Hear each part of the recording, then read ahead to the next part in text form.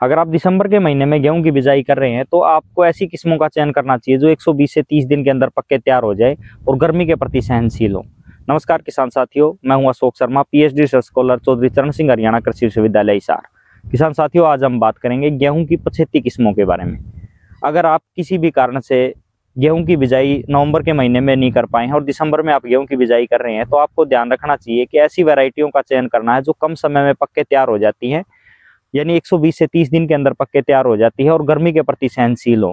क्योंकि अगर हम लंबी वैरायटियों का चयन करते हैं तो जो फरवरी और मार्च के महीने में एकदम से टेम्परेचर बढ़ जाता है, उससे गेहूं की यील्ड में, उत्पादन में बहुत अधिक कमी मिलती है। अगर हम शॉर्ट ड्यूरेशन वैरायटियों का चयन करते हैं, 75 किस्मों का चयन करते हैं, तो ये वैरायटियां कम समय में पक्के तैयार हो जाती है और इनके ऊपर जो है एडवर्स इन्वायरमेंट का, टेम्परेचर के बढ़ने का इफेक्ट जो है कम पड़ता है।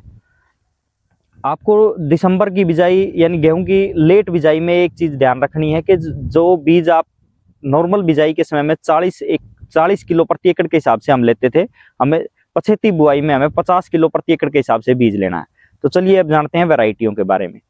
अगर आप हरियाणा, पंजाब, राजस्थान, दिल्ली और पश्चिमी यूपी से हैं तो आप चयन कर सकते हैं 1124, DBW 173, PBW 771, PBW 752, HD 3059।